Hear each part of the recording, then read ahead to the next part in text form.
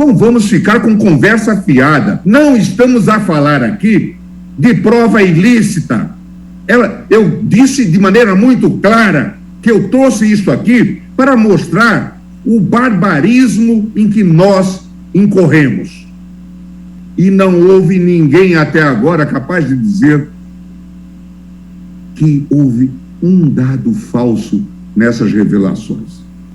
O meu voto, e me faça justiça, o meu voto está calcado nos elementos dos autos. Agora, realmente me choca tudo aquilo que se revela. E a defesa que se faz, pode haver tido inserções, pode haver manipulação. Não, diga-se que não se fez. Que não havia essa proximidade, que são mentirosas. Eu já disse aqui, ou o hacker é um ficcionista, ou nós estamos diante, de fato, de um grande escândalo. E não importa o resultado deste julgamento, a desmoralização da justiça já ocorreu. O Tribunal de Curitiba é conhecido mundialmente hoje como um tribunal de exceção. Enche-nos de vergonha. Ainda há pouco, antes de vir para cá, Bernie Sanders estava dizendo sobre isso.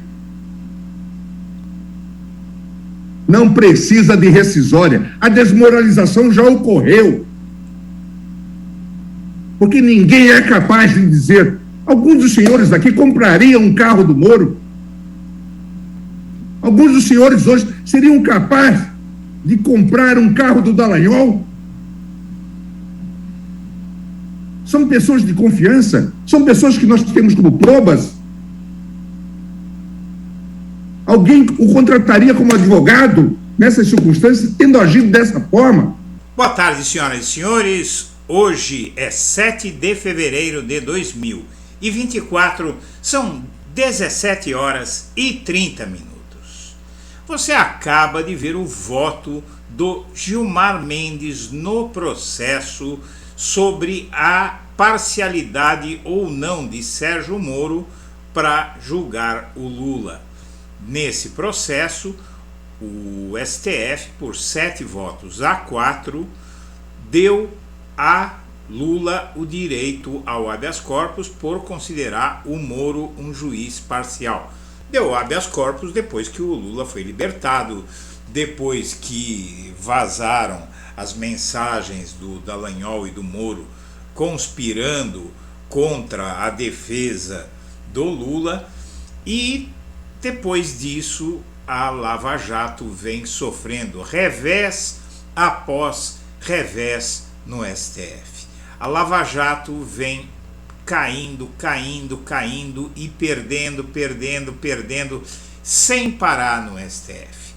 Por alguma razão que todos ainda vamos conhecer, a mídia cerrou fileiras em torno da Lava Jato contra Dias Toffoli, que deu um golpe de misericórdia na Lava Jato com a anulação dos acordos de leniência. Com essa decisão do Toffoli, acabou de vez a Lava Jato. E a mídia que sentou no colo do Sérgio Moro, que sentou no colo do Dallagnol, que ajudou Moro e Dallagnol a cometer todos os crimes que eles cometeram, principalmente as organizações Globo, que foram as únicas que não divulgaram, junto com o Estadão também, o jornal Estado de São Paulo também, não divulgaram as mensagens da Vaza Jato, né? Globo e Estadão não divulgaram, até a Veja divulgou, a Folha de São Paulo divulgou, a BBC divulgou, todos os veículos menos partidarizados divulgaram as mensagens contra a Lava Jato que o hacker expôs ao país em 2019, o que acarretou não só a soltura de Lula após 580 dias preso, como a anulação dos processos contra ele e a devolução dos seus direitos políticos, o que lhe permitiu ser hoje o presidente da República. Hoje pela manhã, o Blog da Cidadania divulgou no Primeiras Notícias que o STF pediu desculpas a Lula. O STF pediu a Lula desculpas por ter lhe negado o habeas corpus em 2018, mandando para a cadeia, negado o habeas corpus de uma forma covarde, porque negou o habeas corpus após ser ameaçado, o Supremo Tribunal Federal ser ameaçado pelo comandante do Exército, o tal Eduardo Vilas Boas. Ele fez uma postagem no Twitter ameaçando o STF se desse o habeas corpus para o Lula. E por conta dessa postura da mídia em relação ao ato do Dias Toffoli, que acaba de vez, que é a pá de cal na Lava Jato, a mídia começa a mentir, a contar mentiras, porque está tentando fazer com que a decisão do Toffoli vá a plenário do STF, que vá a plenário. O mais provável é que vá ser julgado o que ele decidiu na segunda turma, onde o Toffoli vai ganhar de novo, onde a Lava Jato vai perder de novo, mas não vai perder só na segunda turma. Essa mesma estratégia foi usada em 2021, quando o presidente Lula teve a devolução dos seus direitos políticos, e também em 2021 o Sérgio Moro foi considerado suspeito, e tudo isso nós vamos rever agora, mas o fato é um só, que o STF hoje é um tribunal completamente anti-Moro, e apesar disso o Globo publica essa matéria: ministros do STF avaliam que maioria do plenário é a favor de reverter a decisão de Toffoli de anular multa da JF. É mentira. Eu digo para você, minha amiga, meu amigo, isso é mentira. O Estadão foi mais cauteloso. Decisões de Toffoli que suspenderam multas bilionárias da Lava Jato dividem ministros do STF. É uma manchete, uma reportagem um pouco menos triunfalista, porque eles sabem que é muito arriscado dizer isso que o jornal O Globo disse. Mas quem surpreendentemente foi mais sensato foi o site profundamente ligado à Lava Jato, o site antagonista. STF a favor ou contra Toffoli? Os ministros do STF estariam divididos sobre a decisão de Dias Toffoli. E aqui eles falam que o Globo e o Estadão disseram que haveria uma possibilidade de o plenário reverter, mas que o caso vai ser decidido na segunda turma. A tendência, no entanto, é que o recurso apresentado por Paulo Gonet vá parar na segunda turma do STF, que impôs uma série de reveses à Operação Lava Jato nos últimos anos. Integram a turma os ministros André Mendonça, Edson Fachin, Nunes Marques, Dias Toffoli, autor da decisão, e Gilmar Mendes. A segunda turma tem imposto derrota após derrota a Lava Jato, e só quem tem votado desses 5 ministros, Mendonça, Fachin, Nunes Marques, Dias Toffoli e Gilmar, só quem tem votado a favor da Lava Jato são André Mendonça e Edson Fachin. André Mendonça, porque votar a favor da Lava Jato é votar contra o PT. E Edson Fachin, porque sempre foi ligado à Lava Jato e mostra que continua, pelo menos até algum tempo atrás ele continuava lavajatista. Mas na segunda turma a derrota é certa de qualquer maneira. Porém, é no plenário que a mídia está apostando. Então vamos ver o plenário do STF. Primeiramente, vamos voltar a 23 de junho de 2021. Nesse dia, o Supremo Tribunal Federal decidiu por 7 votos a 4 que o ex-juiz Sérgio Moro era suspeito para julgar Lula.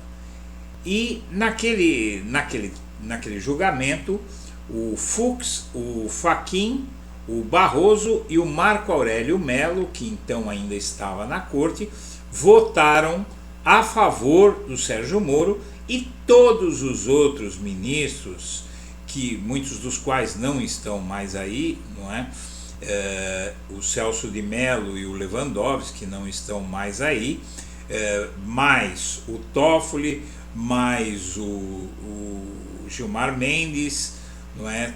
Todos esses, o Lewandowski, não é? Todos esses votaram a favor do Lula e contra o Moro, e mantiveram os direitos e devolveram os direitos políticos a Lula e consideraram o Sérgio Moro suspeito.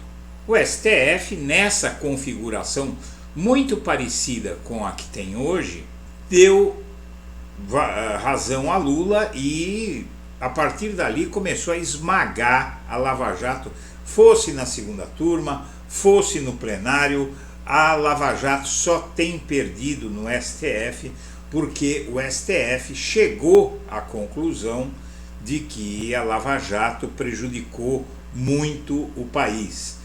E agora a nova configuração do STF, que você vai ver, é muito mais favorável do que antes ao ministro Dias Toffoli. Vamos ver.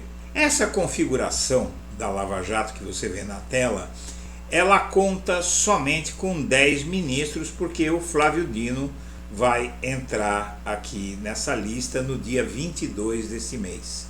Se for demorar até o dia 22 para o Dino, para ser julgado esse caso, o Dino com certeza vai engrossar esse time que vai votar sobre a Lava Jato, se anula ou não todos os processos da Lava Jato, inclusive contra as empreiteiras. E aqui a gente vê quem deve votar com certeza a favor da Lava Jato: Barroso, não é? O Fux, o Fachin e o Mendonça, que são os que têm votado a favor da Lava Jato. Gilmar Mendes é o líder da resistência à Lava Jato, como você viu no início da matéria. A Carmen Lúcia mudou de voto e nunca mais votou a favor da Lava Jato. O Toffoli é o autor da medida. O Alexandre de Moraes, nem pensar, ele age em comum acordo com o Gilmar Mendes, eles estão alinhados.